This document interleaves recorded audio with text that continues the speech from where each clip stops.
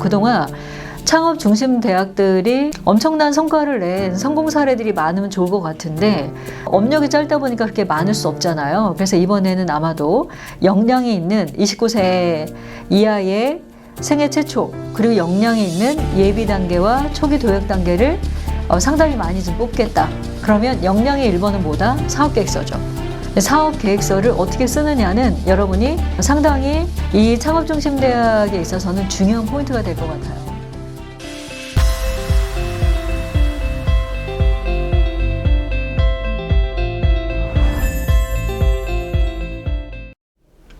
반갑습니다. 김상미 교수의 창업톡. 오늘은 여러분 창업중심대학 권역내 일반형 사업계획서 작성 목차 및 방법에 대해서 설명을 드리도록 하겠습니다.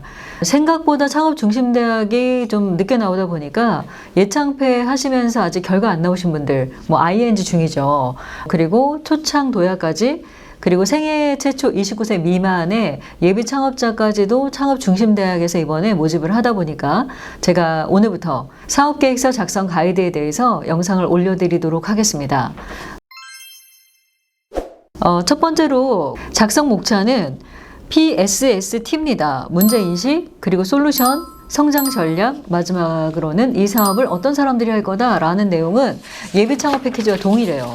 그리고 창업사업화 지원사업 사업계획서도 보면은 창업 아이템, 그리고 산출물, 조직 구성 현황은 비슷합니다. 근데 재밌는 거 뭐냐면 예시로 나와 있는 게 공동대표, 개발총괄, 땡땡학 박사, 땡땡학과 교수 재직. 이게 뭐예요? 창업중심대학이다 보니까 실제로 박사, 교수님들 이렇게 되어 있는데 실제 박사급이나 교수가 창업하라는 얘기는 아닙니다. 내용에 너무 여러분 기죽지 마시고 그리고 잘 작성하시면 될 것 같은데 학력도 좋고요. 학력 부분에 어필 포인트가 없다라고 하면 경력을 쓰시는 거를 권해드립니다. 창업 아이템의 개요는 동일합니다. 아이템의 개요. 근데 약간 다른 게 있어요. 사실은 어떤 게 다르냐면 기존에는 나의 아이템이 무엇이다 라는 것을 기능이나 핵심적인 내용을 위주로 썼다라고 하면 창업중심대학은 이게 아주 다릅니다. 뭐냐면 본 지원 사업을 통해 개발, 개선 또는 구체화하고자 하는 제품의 서비스 개요, 그리고 실제로 사용 용도, 사양 가격, 핵심 기능 성능, 고객 제공 혜택 등을 쓰래요. 너무 어렵지 않습니까? 이걸 다 쓰지 않아도 돼요. 왜 다 쓰지 않아도 될까요? 실제 창업중심대학을 지원하는 분들이 정해져 있는 게 아니죠. 예비창업 패키지도 쓰고 창업중심대학도 써요. 그래서 너무 여러분이 여기 나와 있는 이 지문 내용들에 부담을 가지면 못 쓸 것 같아요. 그래서 그냥 여러분들이 기존에 썼던 내용 그대로 나의 이 아이템이 무엇이다 라는 걸 설명해야겠죠. 그리고 이 아이템이 가지고 있는 혜택사항이 뭐다, 기존 제품 대비, 기존 서비스 대비 개선사항이 어떤 거다 라는 것들을 개요에 쓰시면 되고요. 배경 및 필요성 같은 경우는 이건 조금 달라요. 이 부분 잘 못 쓰시겠는 분들은 MN컨설팅 연구소 카카오톡 채널이나 제 유튜브에 댓글 남겨주세요. 그러면 제가 4월 1일까지는 질문에 대한 답변 드리겠습니다. 마감날 연락하시는 분들, 마감날 실제로 업로드가 안 될 수도 있어요. 왜? 마감날 대부분 몰리시는 분들이 많기 때문에 4월 2일날 질문은 대답하지 않겠습니다. 실제로 문제인식 부분에 창업 아이템 배경 및 필요성에 구체화 배경과 이를 뒷받침할 근거, 동기 등을 제시해 달래요. 이게 논문이 아니잖아요, 여러분. 그러다 보니까 여기에 대해서는 내가 쓸 수 있는 만큼만 쓰시면 돼요. 예를 들어서 외부적 배경 및 동기, 사회경제 기술적 관점, 국내외 시장의 문제점, 기회 등을 써라 라고 하면 보통 제가 컨설팅 할 때 어떻게 하죠? 맞습니다. 저 구글링 하죠. 그리고 챗 GPT나 아니면은 몇 가지를 제가 가지고 어떻게 해요? 실제 앉아가지고 여러분한테 어떻게 검색하는지 알려주잖아요. 컨설팅 받으신 분들 대상으로 하는 말입니다. 그리고 컨설팅을 안 받아도 제 영상을 보면 이렇게 프롬프트를 쓰세요 라고 하는 내용이 한 2편 정도 있어요. 그래서 그 내용 참고하시면 될 것 같고요. 그래서 아이템의 배경 및 필요성에 대해서는 기존에 쓰던 것보다는 좀 더 디테일하게 쓰면 좋을 것 같습니다. 그리고 제품에 대한 목표 시장, 고객에 대한 것과 그리고 고객의 현황, 요구사항에 관한 것들을 어디에 쓰래요? 배경 부분에 쓰는데 뒷장에 1- 창업 아이템 배경 및 필요성에 이 내용을 써야 되고요. 그리고 기존에는 이렇게까지 디테일하게 안 했어요. 뭐를요? 목표 시장에 대한 고객 현황 분석. 근데 이 부분은 제가 여러분들한테 탐샘송 할 때 아주 무지하게 많이 말씀드렸어요. 그 영상 보시면 돼요. 탐은 예를 들어서 어디를 대상으로 하고 그리고 그 고객의 숫자와 출처와 이런 것들을 다 쓰라고 이야기했죠. 그래서 그 내용 참고하시면 될 것 같습니다. 현황 및 구체화 방안 같은 경우에는 사업 신청 이전에 제품 서비스 개발 개선 또는 구체화 준비 현황을 쓰래요. 이 부분도 많이 말씀을 드렸어요. 그래서 어렵진 않은데 사실은 창업중심대학은 뭐가 어려워요? 텍스트, 지문이 어려워요. 그래서 사업 신청 이전에 창업중심대학교를 여러분이 신청하기 전에 현재 현황이 뭐다. 근데 앞으로 이거를 어떻게 스케일업하고 어떻게 내가 이것들을 가지고 사업할 건지에 대한 내용들을 쓰는 거죠. 그래서 현황 및 구체화 방안은 솔루션과 실제적으로는 이걸 가지고 만들어서 어떤 시장을 공략할 거다라는 내용을 쓰는 거고요. 그리고 재밌는 게 뭐냐면 헷갈리게 써놨어요. 현황 및 구체화 방안에 대표자, 구성원, 기업 외부 협력기관 등의 역량을 활용해서 쓰라고 했어요. 그리고 이 사람들의 역량을 활용해서 어떻게 이것을 만들 거냐라는 것들을 쓰라고 되어 있어요. 근데 이 좁은 칸 안에 다 쓸 수 있어요? 없죠.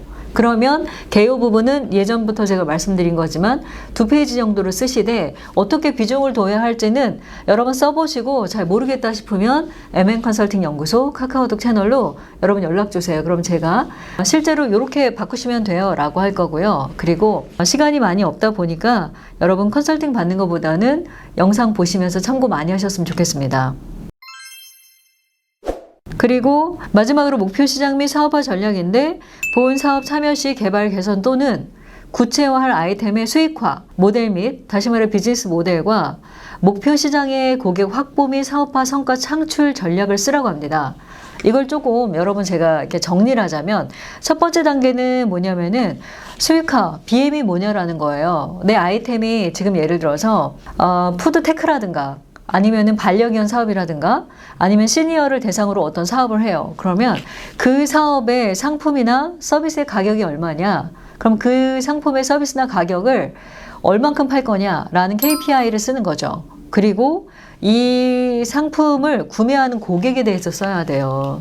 그럼 이 고객을 어떻게 확보할 거냐라는 방안들이 기존에 제가 이 플랫폼 같은 거 할 때 쭉 이렇게 나열해 준 게 있어요. 어떻게 모아라 라는 것들을. 그럼 그런 부분들을 쓰시면 될 것 같아요. 그리고 여기서 제일 중요한 건 뭘까요? 창업중심대학이 사실은 초창 도약 그리고 플러스로 생애 최초까지 묶은 이유가 있겠죠. 그동안 창업 중심 대학들이 엄청난 성과를 낸 성공 사례들이 많으면 좋을 것 같은데 업력이 짧다 보니까 그렇게 많을 수 없잖아요. 그래서 이번에는 아마도 역량이 있는 29세 이하의 생애 최초 그리고 역량이 있는 예비 단계와 초기 도약 단계를 상당히 많이 좀 뽑겠다. 그러면 역량의 1번은 뭐다? 사업계획서죠. 사업계획서를 어떻게 쓰느냐는 여러분이 상당히 이 창업중심대학에 있어서는 중요한 포인트가 될 것 같아요. 작년 같은 경우도 사업계획서 잘 썼는데 실제로 발표에서 떨어진 분들 굉장히 많았거든요. 이유는 뭐냐면 사업계획서를 입에서 뽑잖아요. 특히 이번에는 일반 전형 같은 경우에는 어떤 부분이 있냐. 일반 전형 하시는 분들은 본인이 그 창업 중심 대학의 지역에 사는 분들을 뽑는 거죠. 그러다 보니까 특별한 기술, 이제는 키워드가 2개씩 있어요. 대학별로. 그러면 이 기술에 해당하지 않은 일반인들은 내가 예비 창업 단계면 거주지가 그 지역이어야 되고요. 내가 초기나 도약이면 사실은 사업장의 주소가 그 지역이어야 합니다. 그래서 이 내용들 잘 참고하시고 그리고 이런 분들이 있어요. 법인인 경우, 법인의 내가 주주예요. 그러면 주주인 경우는 주식을 몇 % 이상 가지고 있으면 안 돼요. 이런 기준도 있고 부동산 같은 경우도 개인형으로 한 개는 괜찮은데 법인 부동산 어렵죠. 뭐 이런 거 여러 개를 소유하신 분들 어렵고 이렇게 내가 지원할 때 지원 항목에서 거절되는 부분이 뭐가 있는지 그리고 가점 영역 많습니다. 실제 2025년도 청년창업사관학교 예비창업 패키지가 서류 면제자들이 꽤 많았어요. 이유가 뭘까요? 서류 부분에 있어서 창업중심대학도 면제가 꽤 있기 때문에 내가 거기에 해당되는지 되지 않는지 이런 것도 중요한 찬스이기 때문에 여러분 꼼꼼히 챙겨보시기 바랍니다. 일반형에 대한 내용은 이 정도로 마칠게요. 일반형의 경우는 주력산업과 생애 최초와는 약간 달라요. 그래서 주소지가 되게 중요하고요. 그리고 두 번째는 뭐예요? 아이템에 있어서 이 아이템의 수익화, BM에 대한 부분 잘 쓰셔야 하고요. 그리고 만약에 플랫폼의 경우는 회원수입니다. 회원을 어떻게 모을 것인가, 그리고 이 회원을 통해서 어떻게 수익할 것인가 라는 내용들을 잘 작성하시면 합격에는 큰 어려움 없을 것 같습니다. 영상 보시고 궁금한 내용들은 MN컨설팅 연구소 카카오톡 채널로 바로 연락하시면 4월 1일까지만 제가 무료로 도와드리겠습니다. 그리고 필요하신 분들 가끔 제가 컨설팅 오세요. 이런 분들은 합격 확률이 좀 높은 분들이세요. 근데 왜 오라 그러냐면 조금만 도움닫기를 하면 되는데 그 도움닫기라는 부분이 혼자 할 수 없는 내용은 오라고 하고요. 대부분은 다 그냥 무료로 알려드립니다. 오늘은 창업중심대학교 권영래 일반형에 관련된 내용을 알려드렸고요. 내용 잘 참고하셔서 여러분 합격이라는 좋은 결과 있으시기를 응원하겠습니다. 지금까지 김상미 교수였습니다. 감사합니다.